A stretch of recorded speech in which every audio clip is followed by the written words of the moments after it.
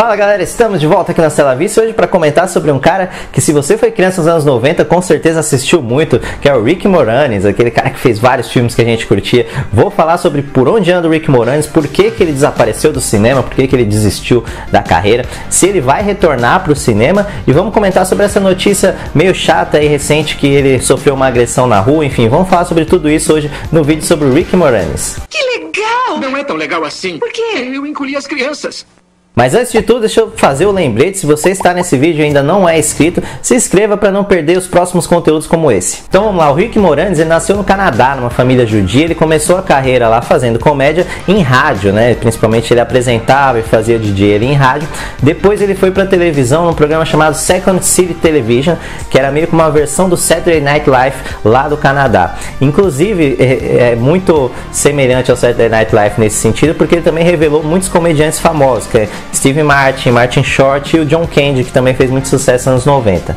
O Rick Moranis fez muito sucesso lá no Canadá e ele acabou indo para os Estados Unidos e participando do próprio Saturday Night Live e mais alguns filmes, né, que a gente conhece bastante aí: Clube Paraíso, Chuva de Milhões, A Pequena Loja dos Horrores, que é um filme que eu gosto pra caramba, aquele cinema em casa meio clássico, né, aquela coisa meio dark, misturada com comédia. Eu acho muito divertido esse filme. SOS Tem um Louco no Espaço, que é uma sátira de filmes de espaço, que a gente também deve ter visto muito nos anos 90 e que é um personagem favorito, um dos personagens favoritos do próprio Rick Moranis. E o Caça-Fantasmas, muita gente lembra lá do Louie, né? Socorro! Tem um selvagem no meu apartamento!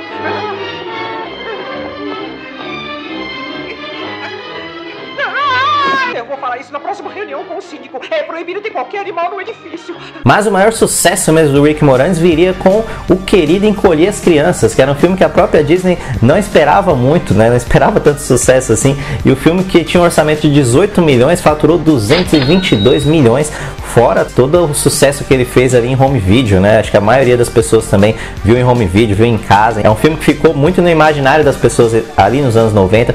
Teve continuações, teve o Querida Estiquei o Bebê e o Querida Encolhi a Gente, que, se eu não me engano, saiu direto em home video na época. E também teve um parque temático criado em cima dessa ideia de tanto sucesso que tinha feito o Querido Encolher as Crianças, a família dos Alinsky ali. Depois disso, o Rick Moranis ainda emplacou, acho que é o maior hit em termos de bilheteria, que foi os Flintstones, né? A adaptação live action dos Flintstones. Tinha até a Halle Berry lá no início de carreira. E o filme fez 341 milhões nas bilheterias, que era muita coisa para a época, em 1994.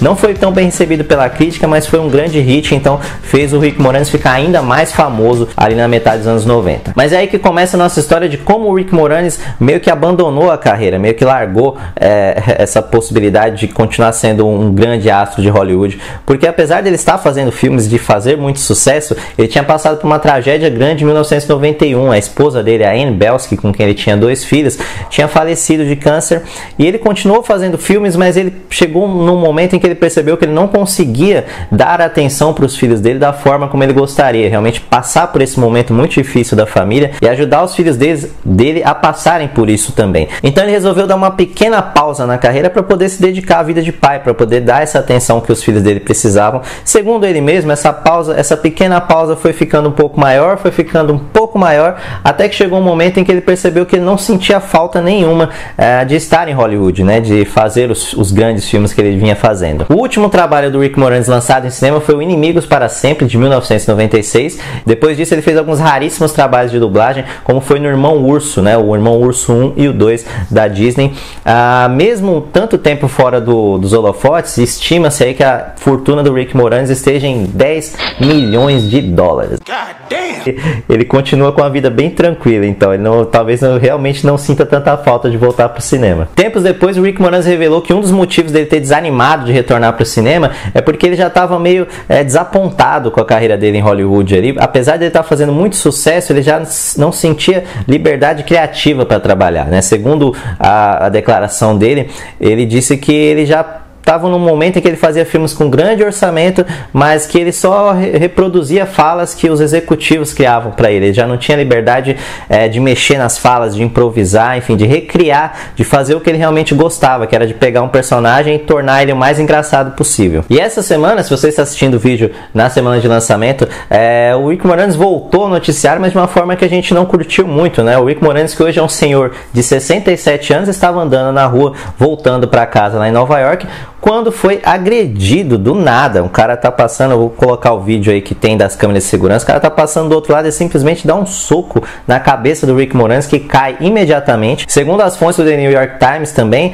o Rick Moranis realmente não fez nada para isso acontecer. Ele tava passando pelo outro lado da calçada, enfim, tava até bem longe do cara e simplesmente recebeu esse soco de surpresa. Mas vamos às boas notícias, né? Apesar do Rick Moranis ter sido hospitalizado, naturalmente, que ele é um senhor de 67 anos que tomou um soco e uma queda muito feia, ele foi hospitalizado com dores, mas ele já está bem, inclusive ele ficou muito feliz das respostas positivas, das mensagens positivas que ele recebeu, né? Ele está há tanto tempo afastado, mas ainda tem muitos fãs, e apesar dele ter recusado 2 vezes o retorno para o Caça-Fantasmas, ele já foi confirmado na nova versão do Querido Encolher as Crianças, que não é um remake, é um reboot, onde o protagonista vai ser o Nick Zalinsky, que era o filho lá do Rick Moranis no filme, e vai ser vivido pelo Josh Gad nesse filme. Então ele vai meio que passar o bastão pro Josh Gad ser o novo protagonista do Querido Encolher as Crianças. Então podemos dizer aí, bem-vindo de volta Rick Moranis. Quem sabe depois do Querido Encolher as Crianças ele resolve continuar fazendo outras coisas, porque